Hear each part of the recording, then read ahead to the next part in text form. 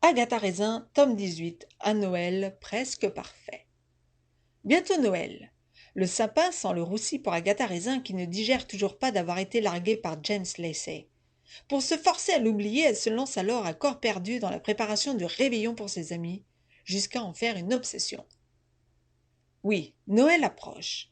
Et dans son agence de détective, Agatha Raisin s'ennuie ferme et décide d'engager une jeune fille pour s'occuper de retrouver les chats et les chiens perdus, histoire de donner un peu de piment à sa vie terne.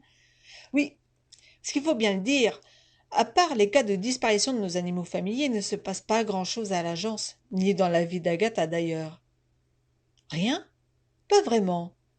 Voici qu'une lettre arrive. Elle est écrite par une certaine Phyllis Tamworthy, qui se dit être en danger de mort. Ah! Enfin une affaire intéressante.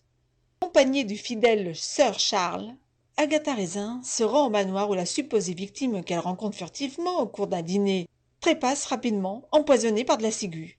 Miss Phyllis, 85 ans, voulait vendre son domaine et ne rien laisser à ses enfants, préférant tout léguer à l'État. La vieille dame acariâtre et rigide est donc passée de vie à trépas. Tous dans sa famille ont un mobile. Mais qui a commis le crime? Ce nouveau tome des aventures d'Agatha Raisin est donc sans conteste réussi.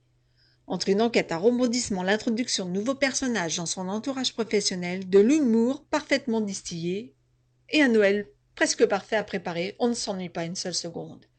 On retrouve donc notre Agatha Raisin, l'héroïne de MC Beaton qui vient de décéder, au meilleur de sa forme.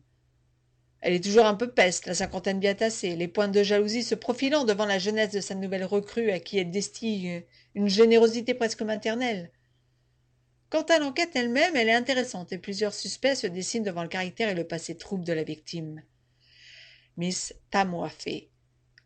Le tout au cœur d'un village dont les habitants font partie intégrante du manoir et mènent des rituels de sorcellerie le soir venu. Accompagnée de la jeune Tony, affublée de Sir Charles et entourée par ses amis Bill et la jeune Worthy, c'est avec plaisir que l'on tourne les pages de cette nouvelle aventure policière qui se conclut par la préparation du Noël qui approche. Ce nouveau tome est sans conteste un des meilleurs Agatha Raisin. Malheureusement pour nous lecteurs, les aventures d'Agatha s'arrêtent avec le décès de son auteur. Mais rassurons-nous, de nouveaux tomes, non encore traduits en français, nous attendent à la lecture.